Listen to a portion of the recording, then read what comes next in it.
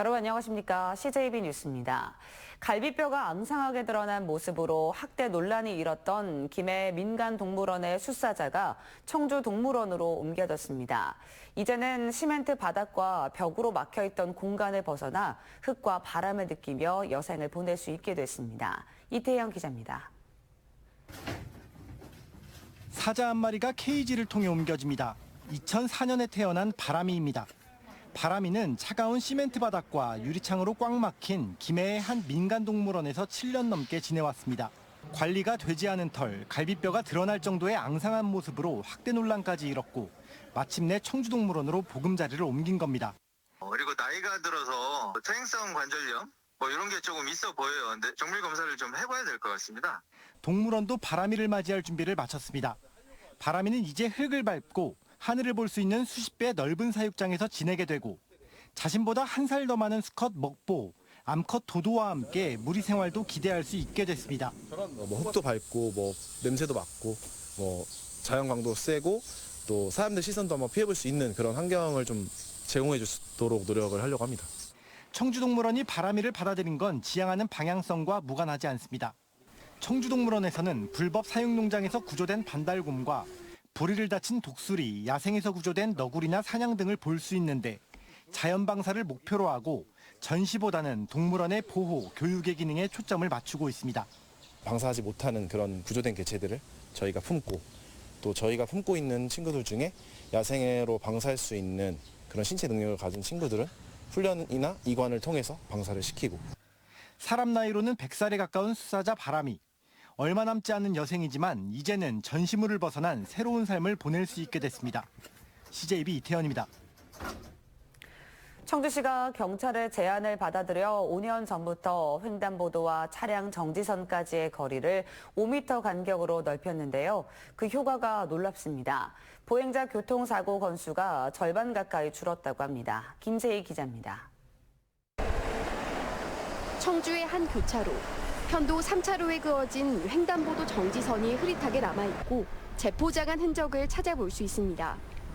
횡단보도 정지선 위치가 수정된 곳으로 전에는 횡단보도에서 2, 3m 떨어져 있었다면 새로 그려진 정지선은 횡단보도와 5m까지 멀어졌습니다. 그 결과 차가 기존보다 멀리 정차하면서 보행자들은 보다 편안한 마음으로 횡단보도를 건널 수 있게 됐습니다. 넓어지니까 차량이 신호 지키는 차량도 많아진 것 같고 보행자 입장에서 좀 더 안전하게 된 것 같아서 좋은 것 같아요. 정지선 간격은 경찰청이 정한 업무 편람에 따라 횡단보도 전방으로부터 2m에서 5m를 이격해 설치할 수 있도록 규정돼 있습니다. 하지만 대부분 2, 3m 간격으로 짧게 설치돼 횡단보도를 침범하는 경우가 잦고 심지어 보행자 사고로 이어지는 경우도 많았습니다. 그런데 지난 2018년 청주시가 충북경찰청의 제안을 받아들여 정지선을 횡단보도에서 5m 이격해 재도색한 후 횡단보도 내 교통사고 건수가 감소한 것으로 나타났습니다. 2018년 244건이었던 보행자 교통사고는 2021년 173건으로 줄어들었습니다. 현재는 규정이 개정돼서 최대 5m까지 간격을 넓힐 수가 있습니다. 앞으로 보행자 사고 다발구역이나 사고 위험성이 높은 곳 위주로 적용해서 보행자 사고 예방에 집중하려고 합니다. 큰 효과를 나타내면서 청주시는 앞으로 신설되는 도로나 기존 이면도로에도 적용할 방침입니다. 앞으로도 이제 저희 시에서 하는 사업뿐만 아니라 시외에서 하는 민간 개발 사업에도 협의 조건으로 부여해서 최대한 확충해 나가고 있습니다. 정지선 5m 이격은 경남 창원시와 강원 동해시 등 다른 지역으로 확대되고 있습니다. CJB 김세희입니다.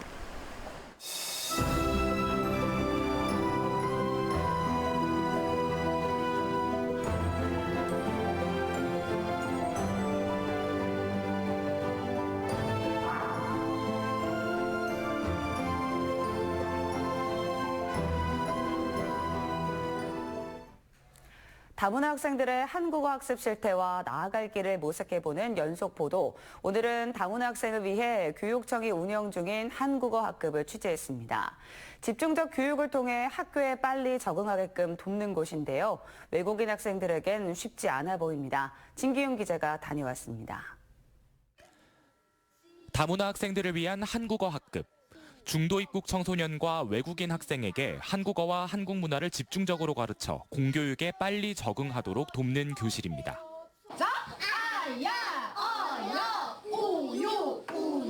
새학기가 시작된 지 2달째에 접어들면서 한글 자모음의 소리를 학습하고 문장을 읽고 쓰는 기초 한국어를 배웁니다. 정말 아야어여 기억니은도 못 본 애들 모르는 친구들만 이렇게 뽑아서 수업을 하고 있는 상황이었고요. 자음 모음부터 해서 복잡한 모음 그리고 겹자음까지 끝난 상태예요. 학교당 2곳까지 열 수 있는 한국어 학급. 하지만 다문화 학생이 전교생의 절반이 넘는 이 학교는 한국어 학급 2개 교실 예산을 쪼개 7개 교실을 만들었습니다. 학급당 10명에서 15명씩 91명이 수업을 듣는데 대기자가 많아 기초 생활 한국어만 익히면 바로 일반 학급으로 돌아갑니다.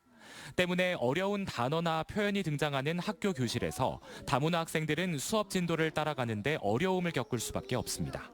지금 상황으로는 아이들이 한글 내지는 기초해야만 되면 원정학급으로 돌려보내는데 이제 그렇게 되면은 그 교실 내에서 이루어지는 수업을 따라갈 수 없는 상황이 됩니다. 이게 이제 갭이 점점 커지겠죠. 그럼 공부에 대한 흥미도 잃게 되고.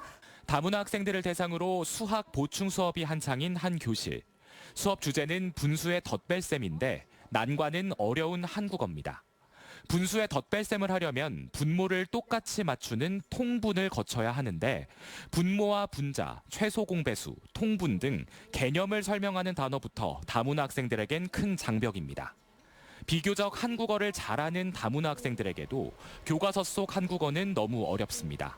수학과 과학뿐만 아니라 우리나라 문화에 대한 배경 지식이 수반되는 국어나 사회와 같은 과목에서도 학습에 어려움을 겪습니다.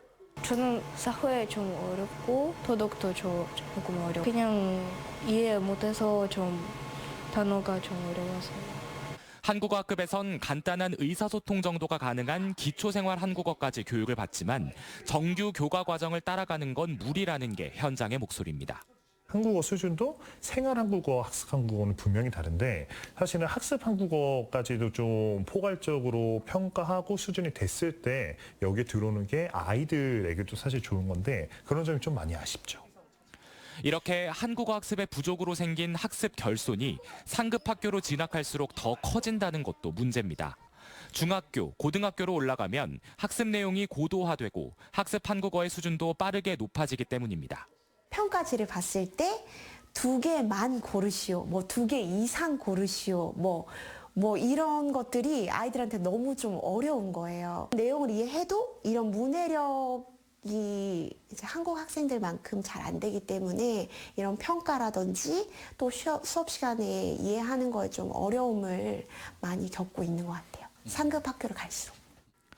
다문화 학생들이 한국어를 충분히 익히지 못한 상태에서 시간에 쫓기듯 학년만 올라가다 보니 중고등학교에선 더 큰 학습 장벽에 부딪힐 수밖에 없습니다. CJB 진기훈입니다. 실시간 온라인 방송을 통해 판매를 진행하는 라이브 커머스가 지역 농산물의 판로로 자리 잡고 있습니다. 유통 마진을 뺀 저렴한 가격과 산지 직송이 가장 큰 장점으로 꼽히고 있습니다. 장원석 기자입니다. 중북 지역 농산물을 판매하는 라이브 커머스 방송이 완판 행진을 이어가고 있습니다. 여러분들 안에 보이세요? 진짜 역시 이 옥천 복숭아는요 실망시키지 않습니다. 방송 시작과 함께 수천 명의 시청자들이 몰려들고 동시간 시청 최고 12만 뷰를 기록하기도 했습니다. 유통 마진이 없어 시중보다 20% 이상 싼 가격을 유지하고 주문과 함께 산지 직배송을 시작합니다. 여러 가지 면에서 힘든데 이 농협에서 전적으로 이는 주관을 해서 팔아주니까 농민들이 마음 놓고 농사 질 수 있고 판매에 대한 큰 걱정은 덜어졌기 때문에 너무 좋습니다. 올해 라이브 커머스 시장은 10조 원 규모로 추정돼 3년 새 20배 이상 증가할 것으로 보입니다. 전국 농협 중 처음으로 실시간 판매 방송을 시작한 충북농협은 지난해 라이브 커머스 매출 10억 원을 기록하며 1년 만에 7배의 성장세를 보였습니다. 출하를 맞은 농민들이 신청을 하면 산지 어시스턴트가 라이브 커머스 방송을 론칭하는 방식입니다.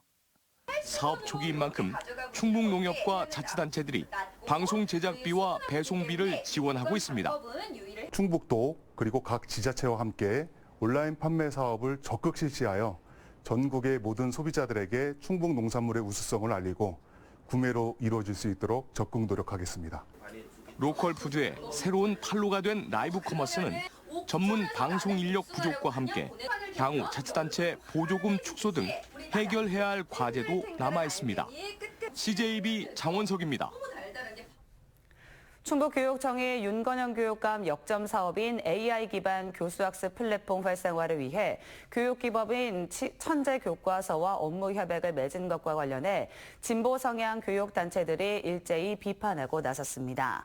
전교조 충북본부는 논평을 통해 사교육개혁과 함께 공교육을 강화하겠다는 정책이 가능한지 반문하며 AI가 학교 교육을 구원할 것처럼 말하는 것은 본말이 전도된 것이라고 주장했습니다.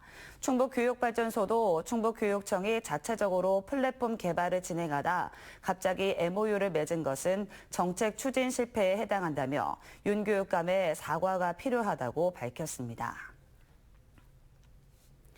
괴산군이 농림부가 주관하는 유기농 분야 노지 스마트 농업 시범단지에 선정됐습니다.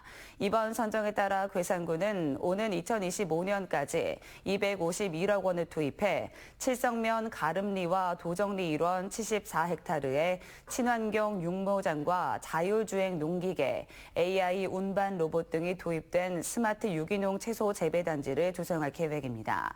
괴산군은 2020년에는 252억 원이 투입되는 콩노지 스마트 농업 시범단지에 선정돼 올해 말 사업 완료를 앞두고 있습니다. 이상으로 CJB 뉴스를 마칩니다. 고맙습니다.